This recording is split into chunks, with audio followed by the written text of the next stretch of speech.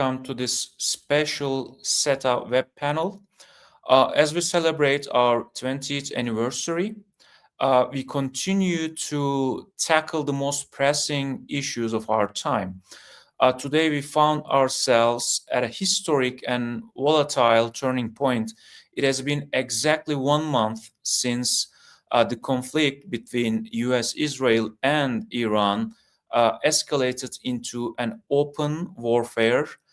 There is no shadow war. It's a direct military confrontation between these three actors, but it also affects the entire region. So, in response to the US-Israeli attacks, Iran has not hesitated to target US facilities and critical infrastructure within Gulf countries. Interestingly, we are observing a differentiated strategy from Tehran.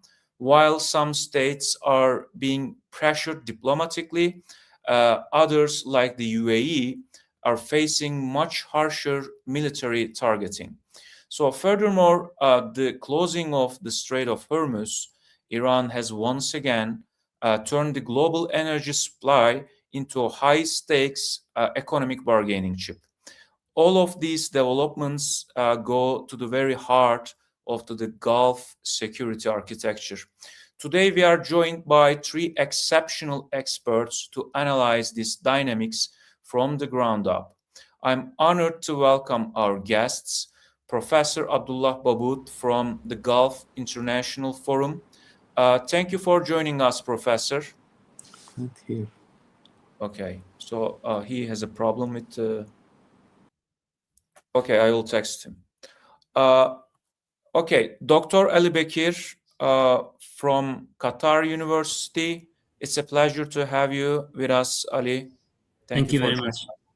It's a pleasure to be with you. Thank you. Thank you. Dr. Betül Doğan Akkaş from Ankara University. Thank you also for your participation, Dr. Betül. Okay, we will have a Q&A after the presentations conclude. Actually, I was planning to start with Professor Baboud, but since he has some technical issues, we are going to start with... okay, he came. Are you able to hear us, Professor?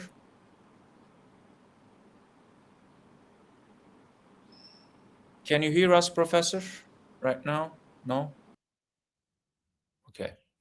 So let's begin with Dr. Ali Bekir from Qatar University.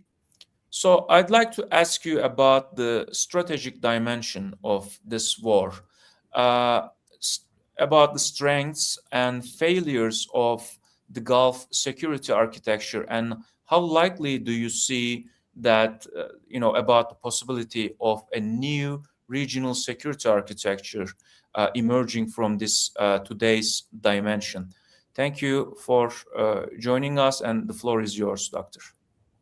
Thank you very much. I'm very glad to be with you, and I'm very happy that we are discussing now a very timely topic. Concerning your question, I think that, of course, given that this is an unprecedented moment in terms of regional security, not at least since the US-Iraq war in 2003, now the GCC states are under attack from Iran all at the same time. This is unprecedented, historically speaking.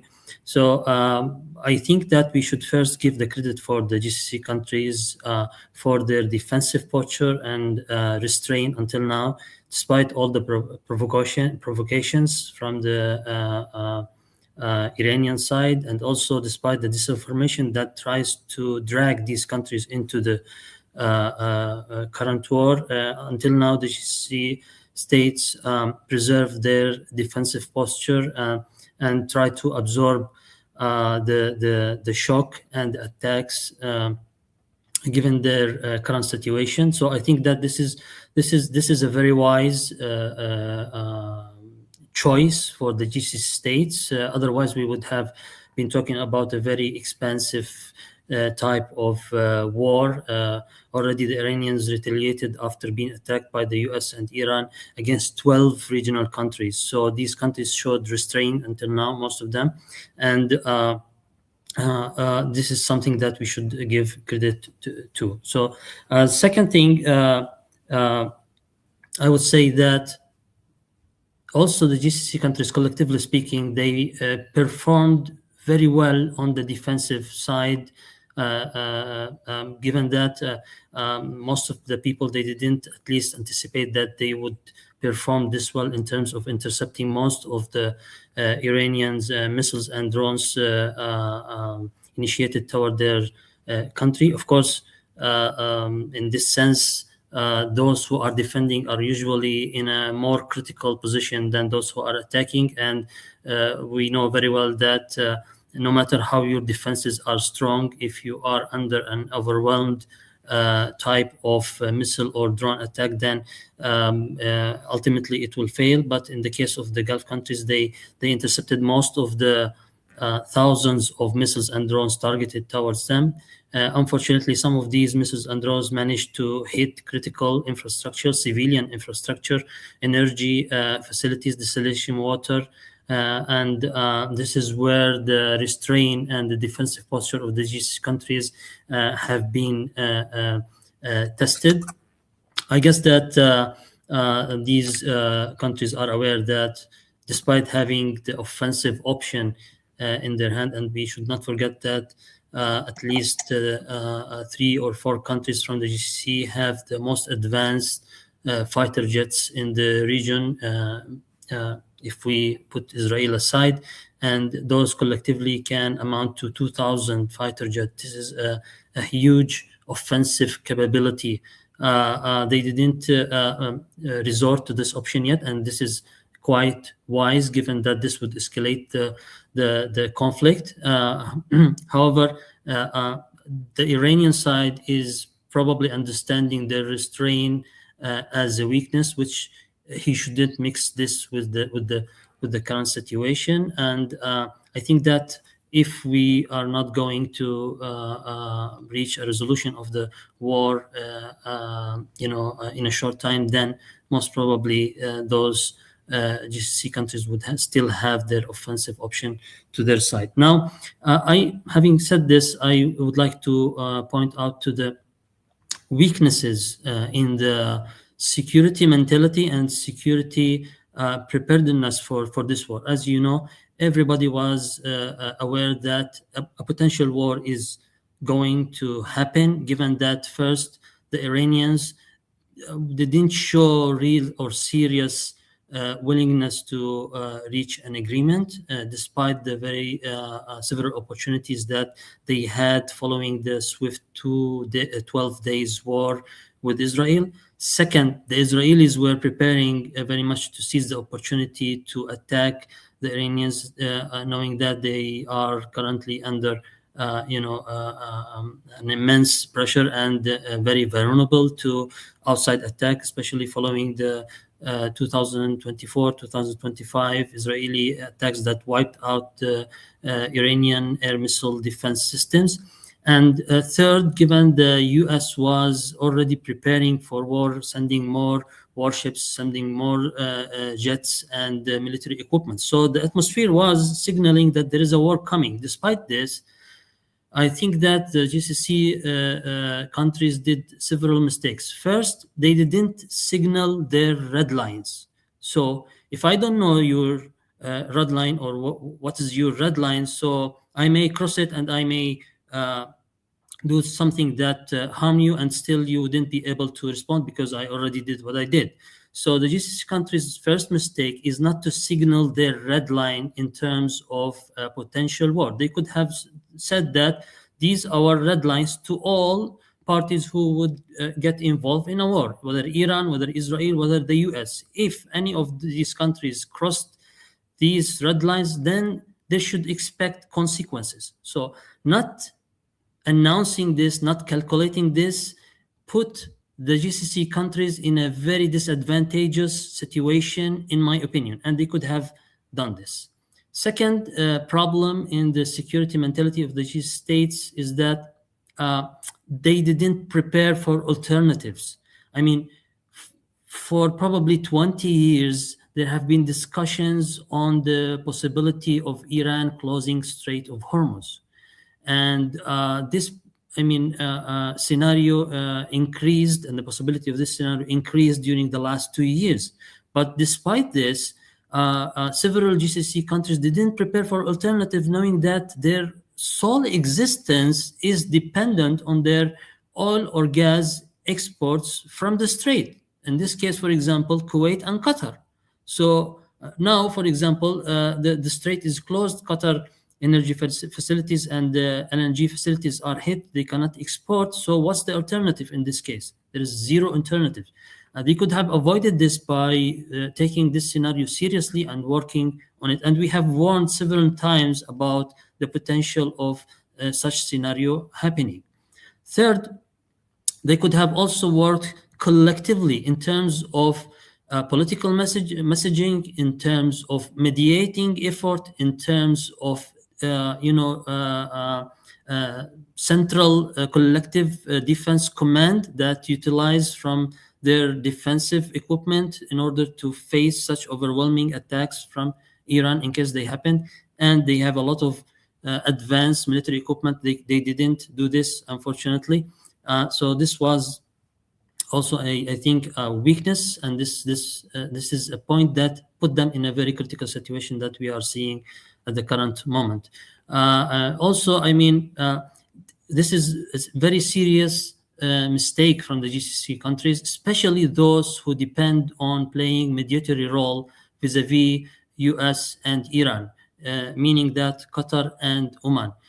Those countries, as well as the other countries, assumed that adopting a neutral role in a potential war between Iran and Israel or Iran and the US would shield them, and that mediation efforts that have been paid during the last decades would also favor their part vis-a-vis Iran. But when the war started, the Iranians totally ignored this posture and these facts, and also put them under attack. So I will stop here, and maybe if you have questions, I can follow up later. And I hope I didn't take much time. Thank you, Doctor. It was a perfect timing, actually. Thank you. And now I think Professor Babut fixed his technical problems. Are you able to hear us, sir? Yes. Yes. Okay, good. Great. Now I'd like to turn to you, sir. Given this 1 month of open conflict, how are the Gulf states are navigating the storm? What are their political reactions and projections for the near future? The floor is yours. Thank you. First of all, thank you, Mustafa, and I apologize to you and the colleagues in the panel, and also to the audience for the technical problems. But thanks for your colleagues also who helped me with that. And I really appreciate your kind invitation. Well, the Gulf states were caught off guard here. Although, there were escalation in terms of language, and we have seen the rhetoric coming from both sides. We have also seen that last month there was a war as well, the 12 days war. But the Gulf states, as has been explained by my good friend Dr. Ali Bakir, were not prepared. And I don't think anybody expected there's going to be a war of this magnitude again. And the Gulf states were caught between, they became almost a victim of geography, and also a victim of their own alliance and their own security partners. So their reaction in the beginning, they first of all were a bit critical of the US entering into this war with little regards to their own security. We could see that they felt that this is going to be this war is going to add to more escalation and to more devastation, which is going to affect their economy. And I think they try to avoid being entangled into this. That's another strategy they tried to do, despite the fact that maybe they have been pushed one way or the other by the United States to enter the war or to help it with its with its efforts in the war, one way or the other. The other thing that they have also done is they try to signal to Iran that and to their security partners that they are not allowing their bases to be used for attacks in Iran. They are not allowing their skies to be used, and the not allowing also any military presence in these Gulf states on their American bases to be used against Iran. Despite all of that, Iran, as another, if you like, strategy for in their response to the war, they attacked the Gulf states, and they started to attack their infrastructure as well, not only military, U.S. military bases. And some of this is really critical infrastructure, whether it is, oil and gas, especially as we hear about the Ras Laffan in Qatar, but also, threatening to attack even, desalination plants and other critical infrastructure for the Gulf state. So some of the Gulf states have become much more critical of Iran, although they are still hedging and they're still trying to avoid being direct party to this war. But they have been rather critical and, of course, condemned what Iran has done in terms of attacking Gulf territories and infringing their sovereignty. Some of them as well were a little bit reticent in the way they expressed their opinion, and they tried not to antagonize Iran.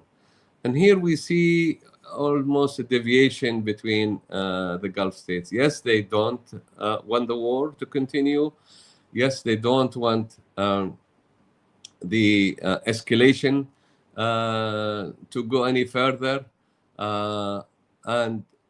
But because of Iran attacks on their sovereignty and their land, and also because of what we mentioned, the closure of the Strait of Hormuz, the Gulf states have become a little bit more vocal. But while they are doing that, they're trying to avoid as much as possible to stay out of the war. But they reverted to their traditional ways of doing things, and that is to help escalation, build alliances, try to put pressure not only on Iran, but also on the United States and Israel to end this war. Although we hear from time to time that some of the Gulf states, and I don't know to what extent this is true, were actually nudging the US to go further. I don't, it's difficult to judge on this, but I think what the Gulf states would want to see that the post-war era is going to be different from what it was and from what it is now. And they would want to see that, there are solutions to the lingering problems with Iran, which included, of course, their, beside their nuclear program, it also includes their missile program. It also includes their support for their alliance and proxies in the region, whether it's in Iraq or Lebanon or Yemen.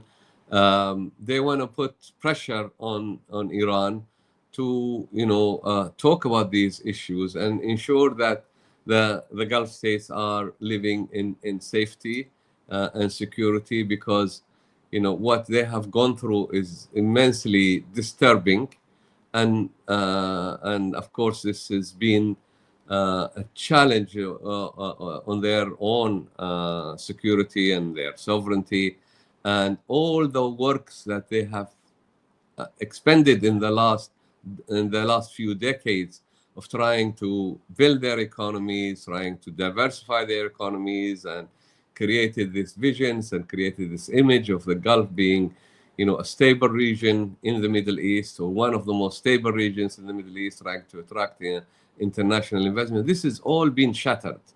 So obviously, and the costs are going to be really high for this.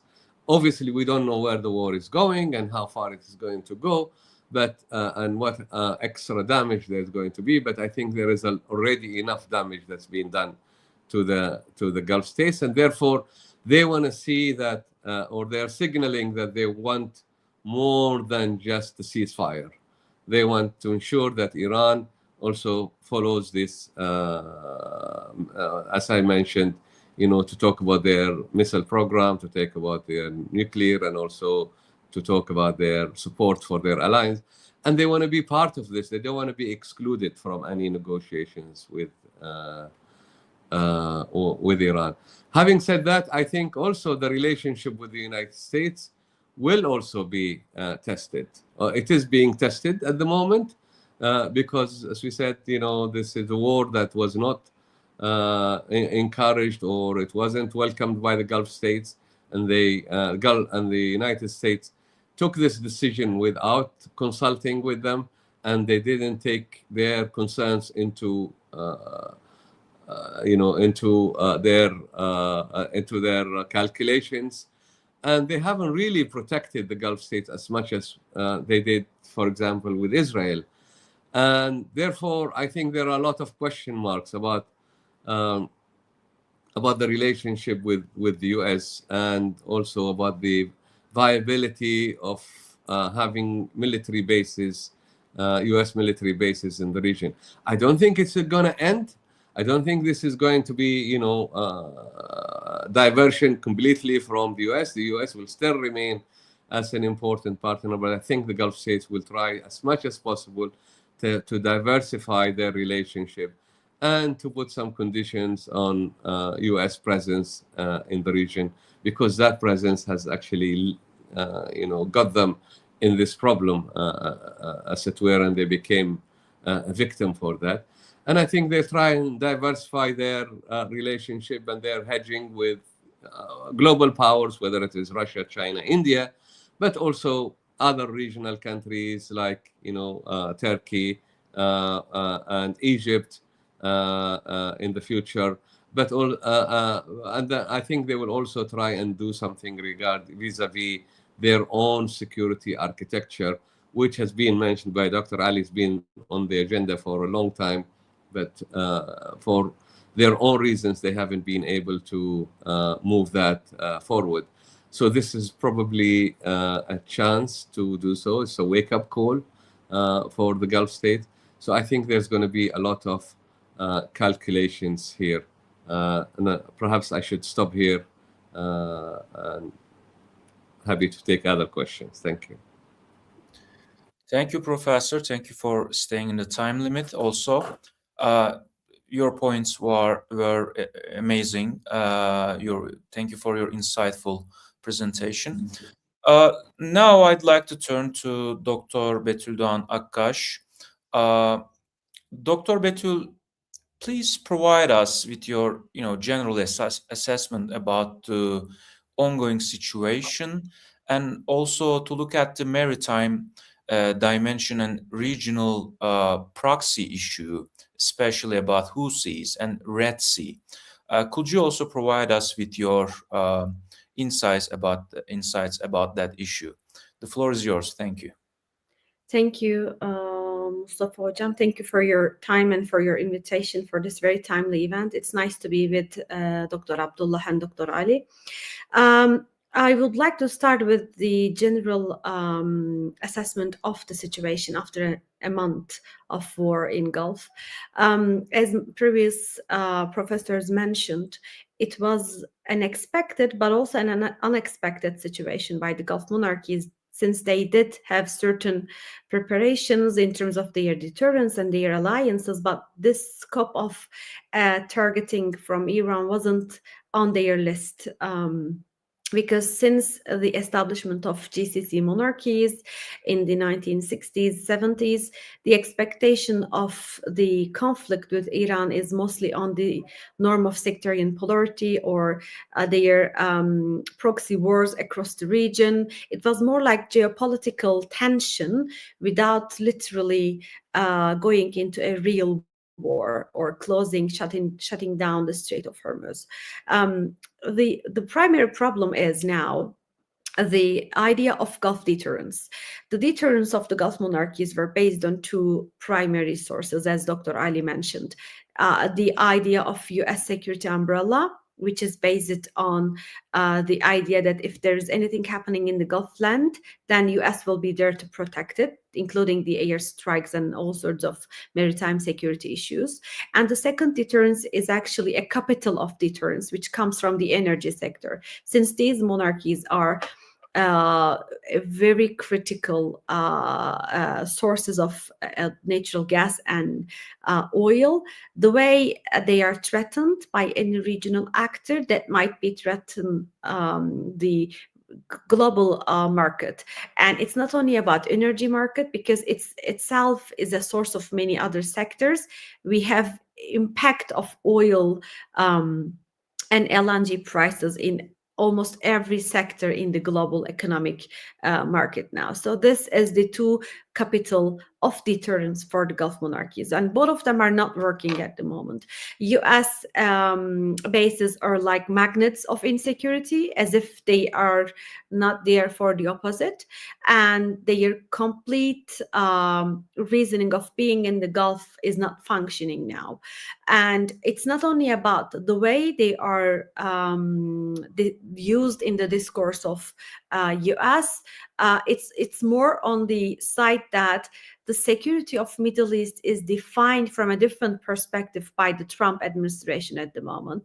If we had another US president, we could have more functioning US security umbrella for the Gulf monarchies. It seems like priority of US security framework is more oriented to their not their homeland security. It's more like Israeli targets in the region. What sort of interest Israel has, then they can reorient it according to that. Because insecurity in the Gulf is a perfectly unmanageable situation for US administration. They had to deal with this preemptively in advance without triggering Iran for an attack on the Gulf monarchies. So this is a big problem in the first source of deterrence. In the second source of deterrence, which we mentioned, the energy capital, it comes actually with a bigger picture for Gulf monarchies, because these are very established economic power actors of the global market. They do sell oil and LNG, but also their investments across the world means a lot for many states.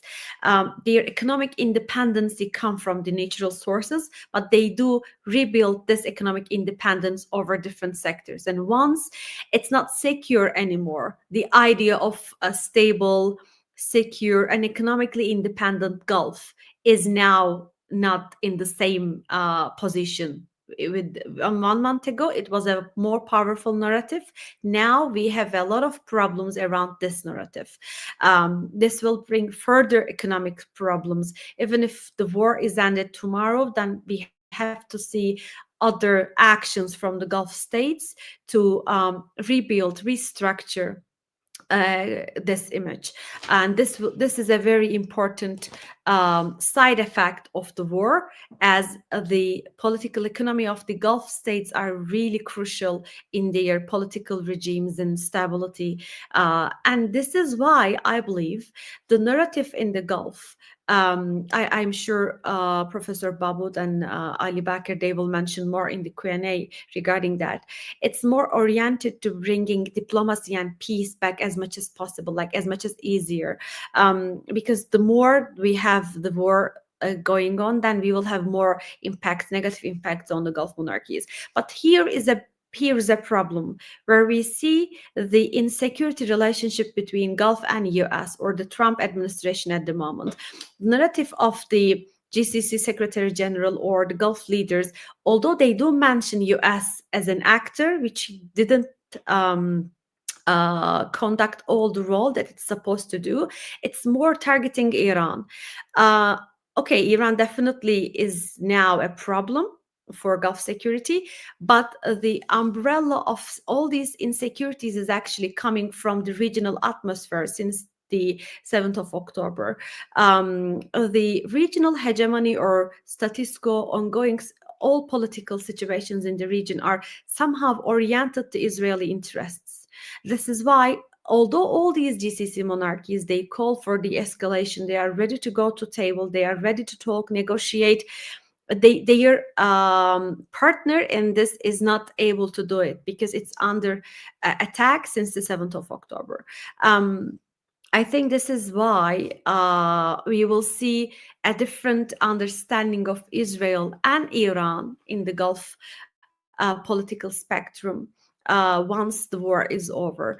It might completely change the idea of regional security.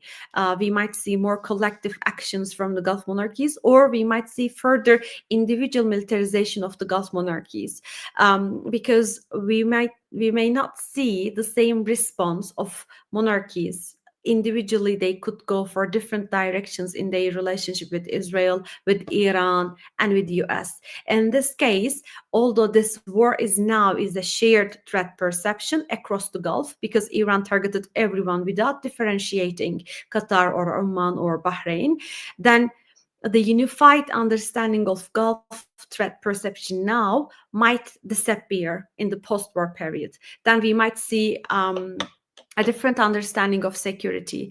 As we have done with the Abraham Accords previously, we might see a different understanding of US security umbrella or Israeli role in the regional politics. And this will bring definitely a new reading of regional geopolitics. One of the issues, as you mentioned now, is the proxies of the war. Iran is functioning as a state which cooperates more with its non-state actors to strengthen its power, its strategic power, its geopolitical power. You could bring this as a sectarian polarity or real factual military power, but we have seen this before in Syria, in Lebanon, and in Yemen. And in the current version of the war, in the current stage of the war, in the last 3 days, we have seen Houthis more actively engaging with the situation. Before, they declared that they are with Iran, which is defining them in the axis of resistance, but they didn't had any attack before. And they also declared that the enemy for them is just like Iran, is anyone who supported US regional policies or military bases, hosting US military bases. In this regard, Houthis collectively defined Gulf monarchies as an enemy. Which is quite challenging for the regional security, because Saudi Arabia had a diplomatic communication with Houthis in the last 3 years. This was actually the reason where we had a secure north border of Yemen. This is also how Emiratis withdrawn from Yemen, and we had more a new era in Yemen war, which is less dominated by UAE, but more in the form of a Houthi or Saudi dominated Yemeni situation. So there was this idea in Yemen that Houthis are talking to Gulf and they are in the negotiation table. Even if we have a peace in Yemen, we could do this communication between Gulf monarchies or any Gulf state with Houthis.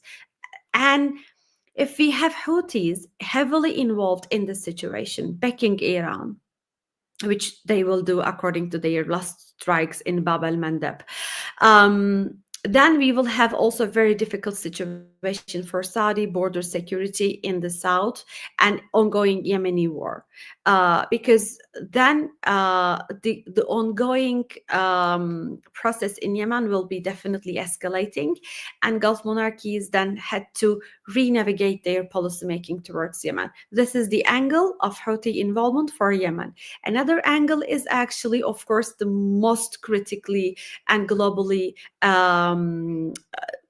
critical one is their power, logistic power in the Bab al Mandab. As we have seen from the 7th of October, they are easily targeting any logistic transportation from Bab al Mandab because they are able to do it militarily. Iran is supporting them in terms of intelligence, in terms of their air strikes, etc. If they aim to do the same now with Bab al Mandab, then they will definitely block the entire oil transportation from Yanbu, which is like 10% of Saudi oil, to Suez Canal. This will bring a secondary but a very important challenge to Saudi oil market, because then there will be no way to transport the oil and no way to bring goods to Saudi market and to the Gulf, the other parts of the Gulf as well. So they are quite aware of their logistic power. And I believe because they are not completely independent political actors, they are completely dependent on Iranian geopolitical interest. They will not use this for the benefit of Yemen or the Yemeni peace, so-called Yemeni peace, but for the Iranian interests, which will bring further desecuritization in Gulf and in Yemen.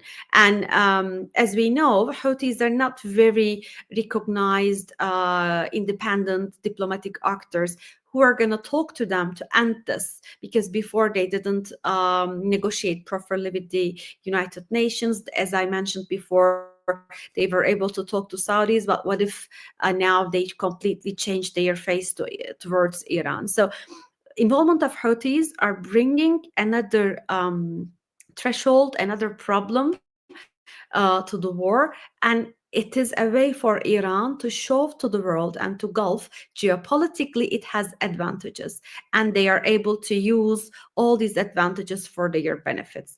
I think I will stop here and we can continue with the Q&A session. Fascinating. Thank you very much for being in the within the time limit also, and thank you also for acknowledging, especially the fact that the role of post October 7 security situation, geopolitical situation in the region, and how Israel is benefiting from this insecurity actually in the region. And we have now concluded our first phase of this panel. We are moving on to the Q&A session. And I would like to start with Dr. Ali Bekir. Dr. Ali, building on your very insightful presentation, I'd like to ask you how Gulf countries compensate for their weaknesses and unpreparedness during this period of conflict. Do you see the solution in increased dialogue and diplomacy, or more decisive military posturing? The floor is yours. Thank you. Thank you very much. Well, nobody is seeking an escalation in this situation. Everybody knows the costs. There have been significant costs up until now reflected on the GCC countries. So I think everybody will try to seek an exit for this war. Having said this, all regional actors, in my opinion, will have to revisit their security beliefs and grand security strategies, because none of these actually worked as we see at the current moment. For example, the Iranians, for so long, for over 3 or 4 decades, they have been banking totally on the so-called forward defense strategy, which is based mainly on their proxies in the region. But once these proxies were degraded and weakened in the last couple of years. We saw that Iran had no second line of defense, and it was very much weakened by the Israelis. Also, the GCC countries, their main security strategy is based on the alliance with the US and the US military bases. This also didn't work, as we can see right now. It seemed that these bases needed someone to defend them rather than they defend the GCC countries. A situation that is really very confusing.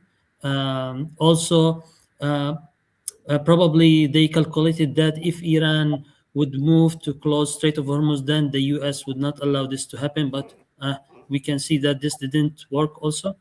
When it comes to Turkey, the Turks have been also working lately, just before the war erupted, to establish a kind of regional alliance that would stabilize the region and prioritize the interests of the regional countries rather than foreign powers. While there have been advancement on that level, the war came to shatter these efforts, and one main reason might be for this war to come at the current moment is to actually sabotage this Turkish attempt, because as we, I mean, rightly know, following October 7, the Israelis are not benefiting from the regional developments. They are driving the regional developments. They are trying to hit every center of power in the region that would stand in their way for hegemony. And that's why, after breaking the resistance, they moved forward, and now they ultimately would weaken Iran to a significant level that the Iranians would, I mean, if we are speaking from a positive point of view, they would have years and years to focus on themselves rather than to focus on the regional foreign policy. And also, the Gulf countries, which were shining just before the moment, are now under heavy losses financially, security wise, defenses, and they have to think about their economic model, about their security alliances, about their political also alignments in the region.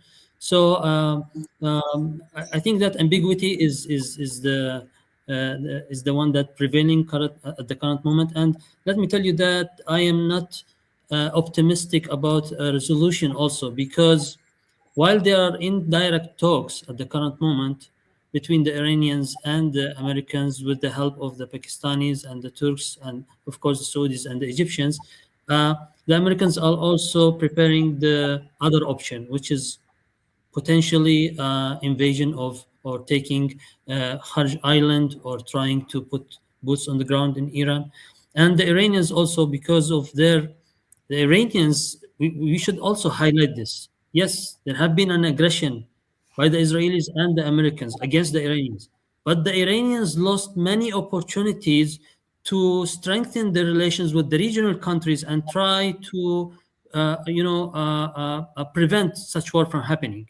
And they have to bear the responsibility also. Many countries sincerely approached them, especially after 2025, to try to, bring them to a kind of a regional understanding. However, because of the late Supreme Leader Ali Khamenei, he was, persistent on following his old doctrine, which is basically based on the proxies. It didn't work. It didn't work. So I mean, everybody will have to recalculate the security situation following this war, and I'm not seeing. Hopefully, this would be a waking call, like Professor Mahmoud said, to work together in order to, build what has been destroyed up until now. But let's see how things will go forward. Thank you, Doctor, for this insightful remarks. Actually, most of the people that I talk to, they are not optimistic like you yourself. and including, me. You rightfully pointed out the mistakes on, various sides, and including the Iranian side also, uh, and the late Supreme Leader Ali Khamenei, as you said, was very persistent on this proxy warfare issue. But now we have another issues, most probably because the new people that substitute the old ones, the deceased ones, are now more radicalized. They are hardliners, and they are now occupying the power positions in Iran. And most likely we will not see uh, an Iran which softened its tone and approach. So it will probably create another layer of problems, especially if the Strait of Hormuz issue is solved according to Iran's maximalist demands now, because since they have some kind of strategic advantage over the strait, they are demanding a new status, and this new status, Iran will be equipped with more advantageous economic and military tools and position. So I think we are not going to see like a moderate Iran after this war. Uh, Correct me if I'm wrong, and I wish to be wrong, but we will see, I believe, another set of problems probably will be arising from that issue. So now I'd like to turn to Professor Babut. Maybe we could have some, positive, optimistic inspirations from his response. Professor Babut, I'd like to ask you, if the war ends now, what steps should be taken to ensure that the similar conflicts don't happen again? And most importantly, maybe, how can trust be rebuilt between the Gulf states and Iran in the aftermath? The floor is yours, sir. Thank you for the question, and also I totally agree with what you've mentioned, and your and my colleagues' pessimism about the where this war is going. I think we are still in the process of escalation, despite the some talks about negotiations directly or indirectly. And I think it will.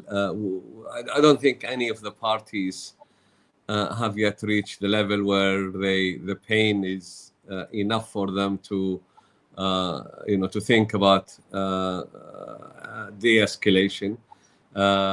So I think everyone is still in that process of escalating to see who's going to blink first. And Iran, obviously, there is. The United States and Israel can demonstrate a lot of power, and we know that. But also Iran, thinks that it can display a lot of resilience, and also to create havoc in the region that have international implication, because they see this as an existential threat, and they don't mind, going all the way for it to protect themselves. So now, when the pain is enough, and the parties are ready to talk, I think it's going to be not an easy one, because now we don't have one player or one party. We have three main players, that is the United States, Israel, and Iran. But also now we have the Houthis who are getting involved, and obviously, although they are aligned with Iran, but still, this is another party. And you have the Gulf states who are involved now, become a victim of all of this, and taking the brunt of this war. More missiles have been fired at and drones at Gulf states rather than Israel, for example. So I think there's going to be a recalculation, a recalibration of the relationship. We need to understand, the basis of the foundation for security that I think Bitol mentioned, Dr. Bitol, that they were relying on foreign security guarantee, and also because of their reliance also on and they're comfortable with the fact that they are important for the global economy, that no one is going to attack them. And also they were reliant on their diplomacy and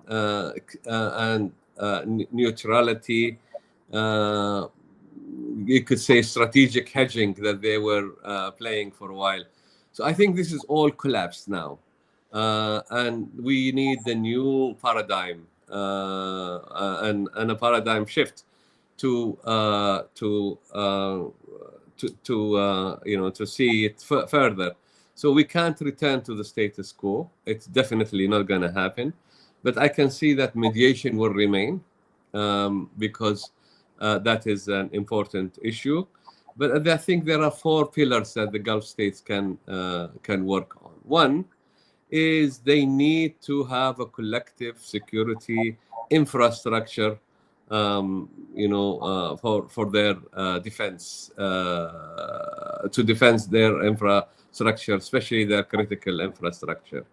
That is important because the Gulf states are exposed when it comes to their infrastructure, whether it is oil and gas, but also we know that how dependent the Gulf states are on desalination and water treatment and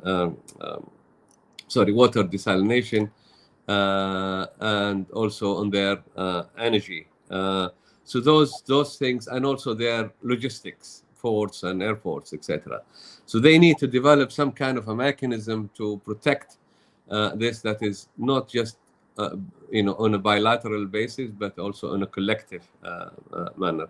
The other thing they need to, I could see that will happen sooner or later, is the need for more cooperation and more coordination when it comes to maritime security. As has been mentioned by my colleagues, you have the Strait of Hormuz, but also Bab el-Mandeb, and they are both 2 critical choke points. And the Gulf states will need to work with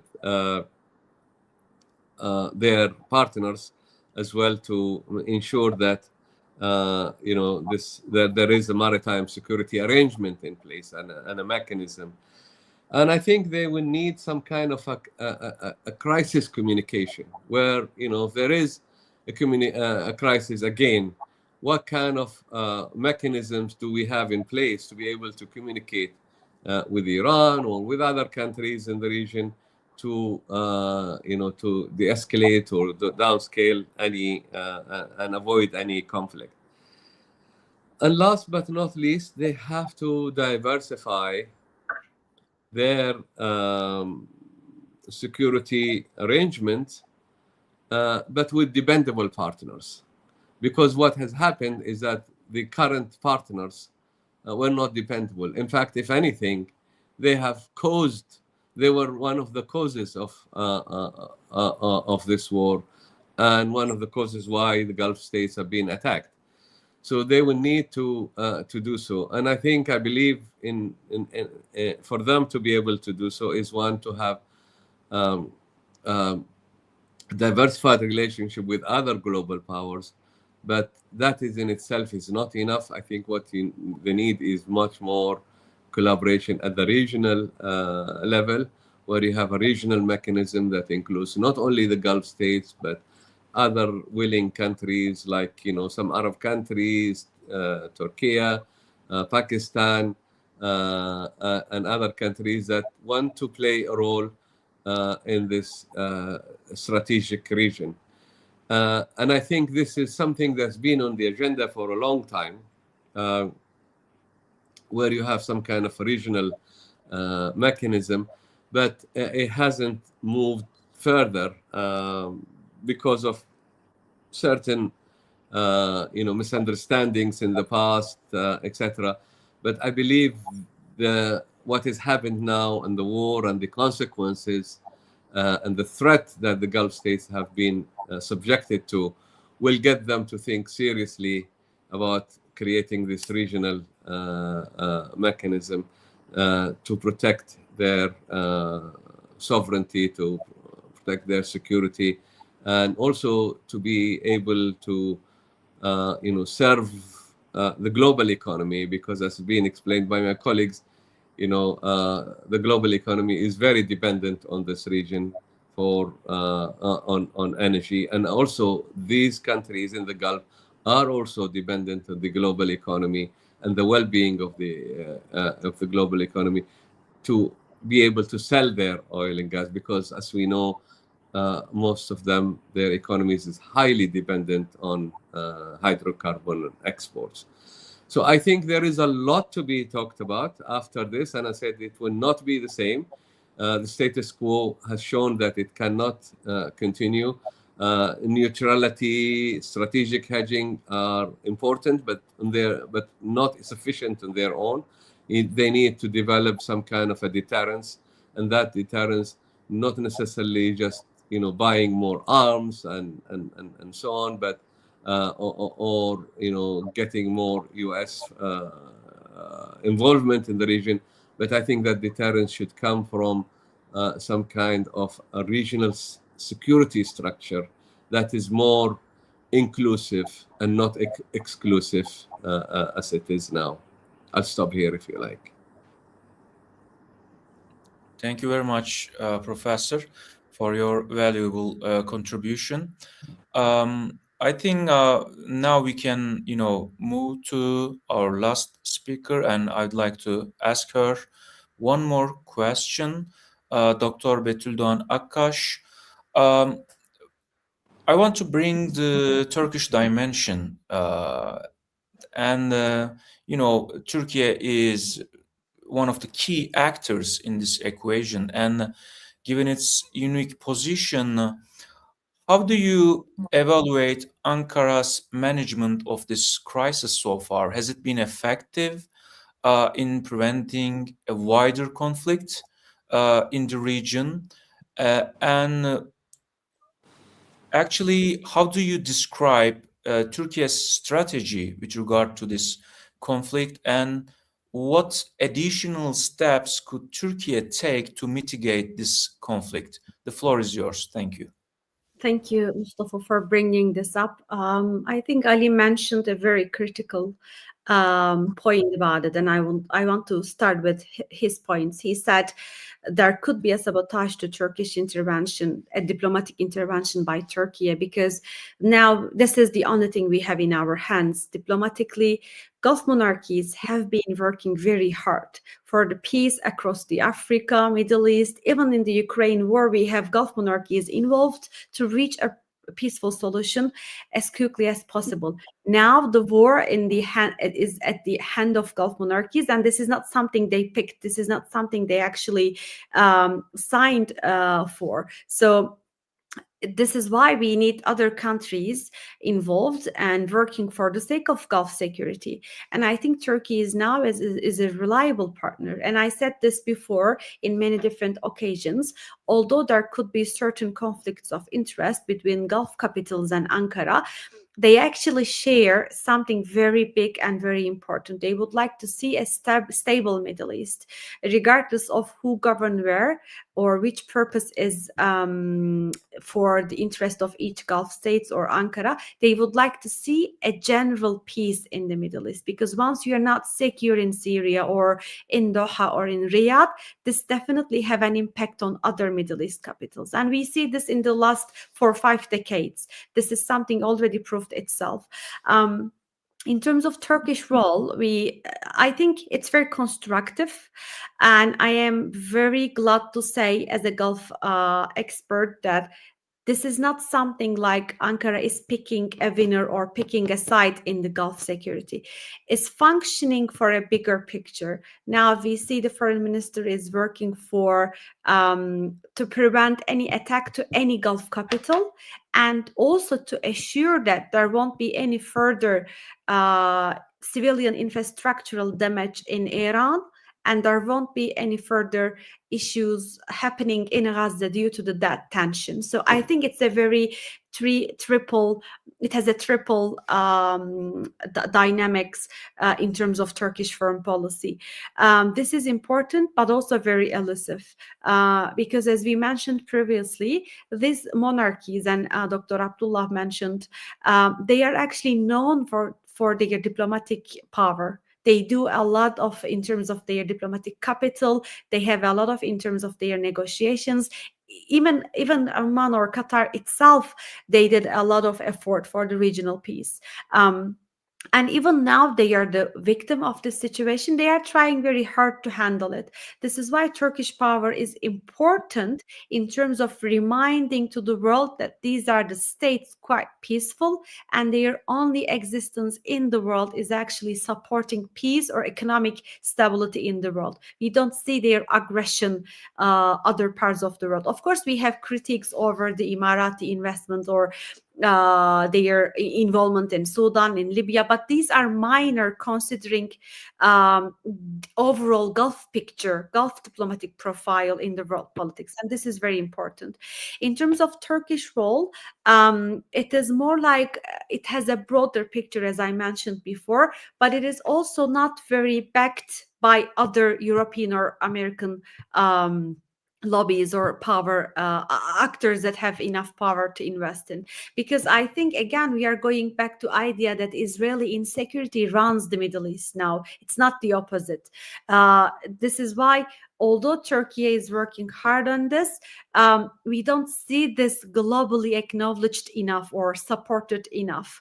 What we understood from the narrative of Turkish Foreign Ministry, they talk to US, they talk to Iran, they are trying to reach a common ground between the parties, but the priority is to keep Gulf secure from the airstrikes. And since today Fidan is in Doha, we don't see any further attack in Doha. He also visited Turkish military base, because Turkey itself involved militarily with the Gulf security. Although the percentage of Turkish share in the Gulf armament is very limited considering the US or European involvement, they do have investments in the Gulf. They do have joint production stages with Saudi Arabia is now on the table. So Turkey is actually a very active partner in Gulf security. I think this is a very key, but also very elusive diplomatic situation. And I believe this is the only option for the peace now, other than Trump changes his mind out of a sudden. He is now going back to being a real ally of Gulf. Then I think this is the only solution at the moment. But as I mentioned, it's elusive, but it will also affect the post-war scenarios, because Turkey shares a border with Iran and Iraq as well. So any insecurity coming to these lands are also part of Turkish potential insecurity. So this is an issue. But also Turkey is not there. There has been questions like as if it is possible to replace US security hegemony in the Gulf. The questions were coming like, can we have Russia or China or Turkey instead of US? We will definitely see more external powers, diversification of military security, or as Babut mentioned, more collective attempts from Gulf monarchies. But it is not going to completely change the US security authority in the Gulf. We will see more like Turkey involved in bigger shares of military defense sector or armament of the Gulf monarchies. But as a general picture, what I see from the current stage of the war, if Turkey can sign a deal between these parties or reach a ceasefire, it will prove its diplomatic capital in the regional politics. Again, it's elusive, but this is what Turkish foreign policy is in attempt, as I understand, in the last week. And this is also, of course, affecting the overall global market, energy market. So this will definitely redefine the security framework of the Gulf. If Iran is not able to finish this for its sake, or if energy market is not able to bring an end to this situation, and Gulf diplomacy is not working because they are already calling for de-escalation since day one, then who will end this war? As we have seen, US is not literally working for the Gulf security. So in this very complex, very difficult situation, I believe any potential peace process might function for the sake of Gulf monarchies, and I think Turkey can really reprove its role in the Gulf security complex. The alternative would be a greater Israel if they don't work together as a collective regional countries. Yes. Yes, very, very important warning. Certainly.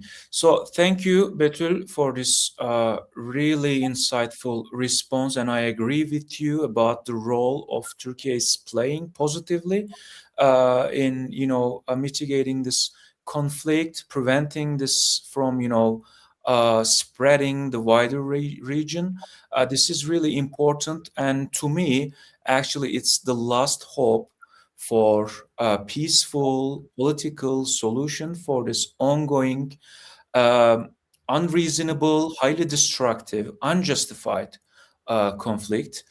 So let's hope Turkey continue to play this important and constructive role. So I'd like to ask you, esteemed speakers, if you have any additional comment we can have, or if not, we can conclude here. I think okay. So thank you. This has been truly enlightening and timely discussion. Today, we have explored the profound shift in Gulf security through the lenses of regional politics, security architecture, maritime geopolitics. It's clear that as the dynamics between Iran, the US, and Israel continue to evolve, the strategic landscape of Gulf will require both a resilient security framework and also persistent diplomatic engagement. So I'd like to extend my deepest gratitude to our speakers, Abdullah, Ali, Betul. Thank you for your valuable contribution. And I also want to thank our audience for their participation. Thank you all for joining us today. This concludes our panel, and have a wonderful evening. Thank you.